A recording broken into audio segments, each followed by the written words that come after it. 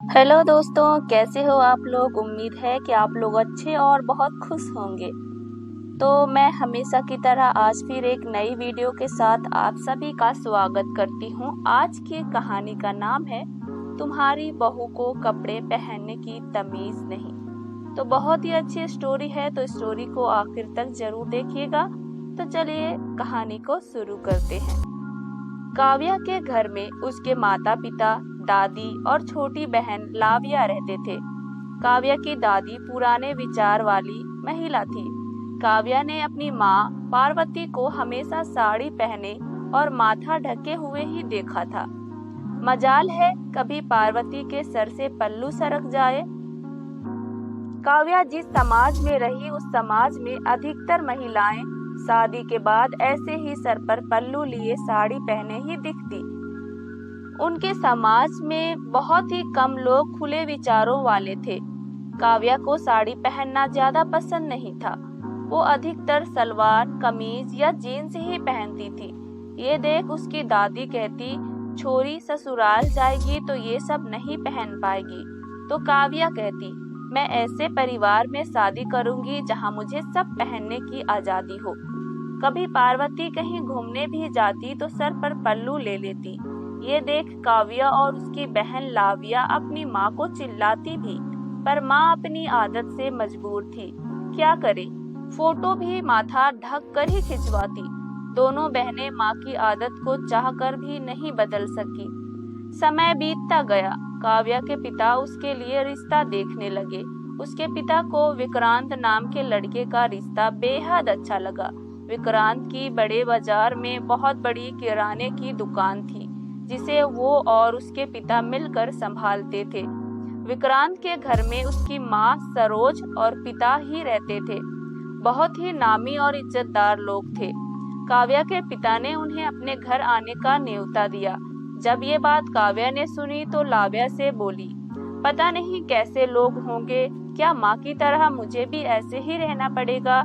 ये सुन लाव्या ने कहा, क्या करे दीदी, शायद हाँ, यही आपकी सास दादी की तरह खड़ूस हुई। तो ये सुन काव्या को हंसी आ गई। ये बात पार्वती ने सुनी तो बोली, अपनी दादी के बारे में ऐसा नहीं कहते। लाव्या ने कहा, वाह माँ, दादी हमें कितना भी सुना ले, पर आप तरफदारी दादी की ही करेंगी। विक्रांत और उसके परिवार काव्या को देखने आए। विक्रांत बहुत हैंडसम था। उसे देख लाव्या ने अंदर जाकर काव्या से कहा, होने वाले जीजाजी बड़े ही हैंडसम हैं, पर आपकी होने वाली सासू माँ माँ जैसी ही है, साड़ी और सर पर पल्लू लिए। काव्या जब हॉल में चाय की ट्रे ले गई तो उसने सबसे पहले विक्रांत की माँ को देखा और सोचा, लाव्या सही कहा, वही माँ की तरह टिपिकल। पर जैसे ही विक्रांत को देखा तो हैरान हो गई। उसके मन में लट्टू फूटने लगे। विक्रांत काव्या के कॉलेज में ही पढ़ता था। काव्या का सीनियर था। बेहद ही स्मार्ट। कॉलेज की सभी लड़कियां उस पर मरती थी, पर वो कभी भी किसी की तरफ मुड़कर नहीं देखता। काव्या को भी विक्रांत बेहद पसंद था, पर कभी दिल की बात कह न सकी। कॉलेज से ही काव्या का विक्रांत क्रश था और आज उसे अपने सामने यूं देख दिल बिल्लियों की भांति उछलने लगी। तभी आवाज आई, बेटी बैठो। विक्रांत की माँ ने कहा। कुछ देर सबने बातें की, फिर विक्रांत और काव्या ने भी बातें की। दोनों ने एक दूसरे को पसंद कर लिया। अगले दिन लड़के वालों का जवाब हाँ में आया। लाव्या ने काव्या को छेड़ते हुए कहा, दीदी विक्रांत को देख दिल हार बैठी, अब लपेटे घूमना साड़ी माँ की तरह। काव्या ने हंसते हुए कहा, हाँ अब आदत डालनी ही पड़ेगी। लाव्या ने कहा, कैसी लगेगी तुम दीदी, बिल्कुल आंटी। काव्या ने चिढ़कर कहा, लाव्या की बच्ची ज्यादा हंस मत, तेरे भी ऐसे ही दिन आएंगे शादी के बाद। दोनों बहनों की आपस में नोक-झोंक चलती रही। पार्वती ने भी सुनी। दोनों का प्यार देख मन ही मन खुश हुई, पर बेटी की विदाई का सोच आंखें नम हो गई। सभी शादी की तैयारियों में लग गए। बड़े ही धूमधाम से काव्या की शादी हो गई। काव्या का बड़े ही अच्छे से ससुराल में स्वागत हुआ। घर खास मेहमानों से भरा हुआ था। रात को काव्या की सास सरोज ने काव्या से कहा, कल पूजा की कथा है तो सुबह जल्दी उठना, नहाकर ये बनारसी साड़ी पहनकर तैयार हो जाना। ये देख काव्या ने सोचा, इस साड़ी को पहनने में मुझे 1 घंटा लग जाएगा, फिर तो सुबह 5 बजे से ही उठना पड़ेगा। कुछ देर बाद विक्रांत कमरे में आया। आज दोनों के मिलन की रात थी। दोनों ने कुछ बातें की। विक्रांत ने गिफ्ट में सोने के झुमके दिए। दोनों एक दूसरे के बाहों में कब खो गए पता न चला। अगले दिन काव्या जल्दी उठ गई। सारा दिन रस्में और मेहमानों के साथ बीत गया। उसके अगले दिन काव्या पगफेरे के रस्म के लिए घर आई, जहां सूट पहनकर उसे बड़ी राहत मिली। ये देख लाव्या ने कहा, 2 दिन में ही घबरा गई, अभी तो शुरुआत है। काव्या ने कहा, ठीक है, धीरे धीरे आदत हो जाएगी। अगले दिन विक्रांत काव्या को लेने आ गया। सबके साथ बैठ उसने बहुत बातें की। बातों बातों में लाव्या और विक्रांत ने एक दूसरे की खिंचाई भी की। विक्रांत का व्यवहार और प्यार देख काव्या को बेहद खुशी हुई। अगले दिन दोनों हनीमून पर शिमला जाने वाले थे। काव्या ने अपनी शर्ट ड्रेस सूटकेस में रख लिया। साड़ी पहनकर काव्या एयरपोर्ट गई। उसे बड़ा अजीब लग रहा था। शिमला जाते ही काव्या की ड्रेस देख विक्रांत हैरान हो गया, पर उसने उसकी बहुत तारीफ भी की। शिमला की हसीन वादियों में दोनों ने बहुत ही यादगार पल बिताए। शिमला से वापस लौटते हुए काव्या ने फिर से साड़ी पहन ली। सभी मेहमान जा चुके थे। अब घर में बस काव्या की सास सरोज, ससुर काव्या और विक्रांत ही थे। कुछ देर सबने बैठकर बातें की। फिर काव्या फ्रेश होकर रसोई में सरोज का हाथ बटाने आ गई। तो सरोज ने कहा, नहीं बहू, तू आराम कर, थक गई होगी, मैं सब कर लूंगी। बातों बातों में काव्या के सर का पल्लू सरक गया और उसे सर पर पल्लू लेना ध्यान नहीं रहा। फिर वो अपने कमरे की तरफ जाने की मुड़ी तो सरोज ने उसे कहा, रुको बहू। काव्या को लगा सर का पल्लू सरक गया तो सरोज उसे कुछ सुनाएगी। काव्या ने कहा, जी मम्मी जी। सरोज बोली, बहू अब सब मेहमान चले गए तो सर पर पल्लू लेना और साड़ी पहनने की जरूरत नहीं, तुम सूट पहन सकती हो। ये सुन काव्या को अपने कानों पर यकीन नहीं हुआ और वो खुश हो गई। उसके बाद काव्या घर में सूट पहनने लगी। कुछ समय बीता। काव्या का जन्मदिन आया। विक्रांत काव्या के लिए पार्टी रखना चाहता था, क्योंकि शादी के बाद पहला जन्मदिन था। विक्रांत ने होटल में काव्या के लिए पार्टी रखी और अपनी बड़ी फुआ, छोटी फुआ, मौसी और काव्या के परिवार को आने का न्योता दिया। काव्या ने विक्रांत को फोन पर बात करते हुए सुन लिया, इसलिए सरप्राइज का प्लान चौपट हो गया। जन्मदिन वाले दिन विक्रांत ने काव्या को बहुत सुंदर मैक्सी ड्रेस लाकर दी। काव्या ने वो ड्रेस सरोज को भी दिखाई। सरोज ने भी बहुत तारीफ की। पार्टी में जाने के लिए काव्या साड़ी पहनकर तैयार हो गई। तो ये देख सरोज ने कहा, बहू तूने साड़ी क्यों पहनी ली? तुझे विक्रांत ने कितनी सुंदर ड्रेस ला कर दी, वो पहन। ये सुन काव्या को बड़ा आश्चर्य हुआ। फिर उसने विक्रांत की दी हुई ड्रेस पहन ली। पार्टी में सभी ने काव्या की तारीफ की, बस बड़ी फुआ थोड़ी उखड़ी उखड़ी रही। कुछ देर बाद विक्रांत की बड़ी फुआ मीनाक्षी, छोटी फुआ योगिता और विक्रांत की मम्मी सरोज बैठकर बातें कर रही थी।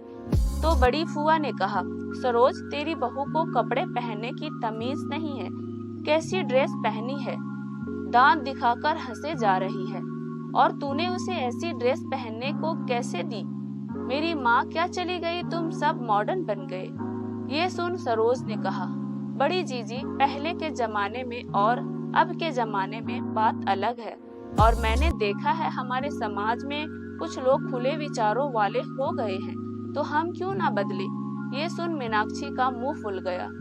कुछ देर बाद सरोज उठकर चली गई तो मीनाक्षी ने योगिता से कहा, देखा कैसे जवाब दे गई मुझे कि बदलाव लाएगी। वो तो माँ ने सबकी लगाम कस कर रखी थी, नहीं तो सरोज का बस चलता तो वो भी छोटे कपड़े पहन घूमती। ये सुन योगिता ने कहा, बस करो भाभी, भाभी ने कुछ गलत नहीं किया। हमारी माँ कितनी छोटी सोच वाली थी, माँ ने भाभी का जीना मुश्किल कर दिया था। भाभी का कितना मन होता था कभी कभी घूमने जाए तो सूट पहने, पर बेचारी कभी माँ के कारण पहन न सकी। माँ ने उन्हें साड़ी और पल्लू में ही बांधे रखा। अब वो अपनी बहू के साथ जो व्यवहार कर रही है सही कर रही है। मैं जब शादी के बाद सूट पहनकर आती थी तो माँ कहती थी, मेरे घर सूट पहनकर मत आया कर, तू मेरी बहू को बिगाड़ देगी। आपकी सास भी माँ की तरह कठोर थी, आप उस अनुसार ढल गई। मेरी सास खुले विचारों की थी तो मैं उस अनुसार ढल गई, पर आपको और माँ को मुझसे और भाभी से तकलीफ ही रही। अरे अब तो अपनी सोच बदलो।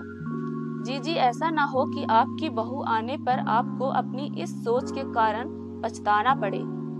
ये सब बातें दोनों फुआ को खाने के लिए बुलाने आ रही। काव्या ने भी सुन ली। पार्टी बहुत अच्छी रही, सब ने बहुत मजे किया। काव्या अपनी सास के विचार सुनकर बहुत खुश हुई। कुछ समय बीता। सरोज और उसके पिता ने कुछ दिनों के लिए मथुरा वृंदावन जाने के लिए सोचा। जाने के 3 दिन पहले काव्या विक्रांत के साथ बाजार गई और बहुत सारी खरीदारी कर लाई। सामान देख सरोज ने कहा, वाह बहू, आज तो इस कंजूस विक्रांत की जेब खाली करवा ही दी तूने। काव्या ने कहा, आपको मैं दिखाती हूँ मम्मी, हम क्या क्या लाए। काव्या ने एक एक कर 4 जोड़ी सलवार कमीज दिखाए, एक शॉल दिखाई, फिर लेडीज शूज दिखाए और 3 टी-शर्ट, जीन्स, शूज। ये सब देख सरोज ने कहा, सब बहुत अच्छे हैं, पर ऐसा नहीं लगता बहू तुम्हारी साइज से कुछ बड़े हैं।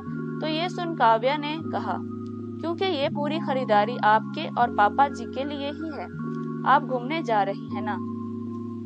सरोज ने कहा, अरे बहू, मैं कहाँ अब ये सब पहनूंगी, इतने साल पहले नहीं पहनी, अब पहनूंगी तो अजीब लगेगा और लोग कहेंगे बुढ़िया बुढ़ापे में मॉडर्न बन गई। काव्या ने कहा, मम्मी 1-2 बार पहनेंगी तो आदत हो जाएगी, लोग कुछ भी कहे, पर आपको अपने मन को जो अच्छा लगे वो करना चाहिए। अच्छा, आप पहन कर बताओ ना कि आप पर कैसा लगता है। सरोज ने सूट पहन कर दिखाए। आज सालों बाद अपने आप को आईने में सूट पहन देख उसकी आंखें भर आई। विक्रांत ने छेड़ते हुए कहा, आप तो जवान लग रही हो माँ। सरोज के पति ने भी तारीफ की। मथुरा वृंदावन घूम 8 दिनों के बाद सरोज और उसके पति वापस आ गए। सरोज ने काव्या से कहा, सूट में बड़ा कंफर्टेबल लगा घूमना फिरना, जूते भी बहुत आरामदायक थे। सरोज ने काव्या को फोटो भी दिखाए, फिर बोली, बहू ऐसा कर, मेरे व्हाट्सएप के फैमिली वाले ग्रुप में ये फोटो डाल दे। ये सुन काव्या ने हैरानी से देखा तो सरोज ने कहा, अब पहनने लगी हूँ तो छिपाना कैसा, और हो सकता है मुझे देख कोई और भी अपनी मन में दबी इच्छा पूरी कर ले। एक दिन सरोज ने अपनी दोनों ननद को अपने घर खाने पर बुलाया। जब बड़ी ननद मीनाक्षी आई तो उसे देख सब हैरान थे। आज सलवार कमीज पहन आई थी। ये देख छोटी ननद योगिता ने कहा, क्या बात है, आज सूरज किधर से निकला। तो मीनाक्षी ने कहा, अब सरोज और तुम दोनों मॉडर्न बन सकती हो तो मैं क्यों नहीं, और आखिर मुझे भी बहू लानी है। ये देख सरोज सोचने लगी, चलो कम से कम आने वाली नस्लें तो ये सब नहीं सहेगी जो हमने सहा, क्योंकि बंधन में रहना और मन की इच्छाओं को मार कौन खुश रहता है। अपने घर के आए बदलाव को देख काव्या मुस्कुरा रही थी, सोच रही थी काश मेरी दादी भी ये सब देख पाती। तो दोस्तों, ये कहानी आपको कैसी लगी मुझे कमेंट में जरूर बताइएगा।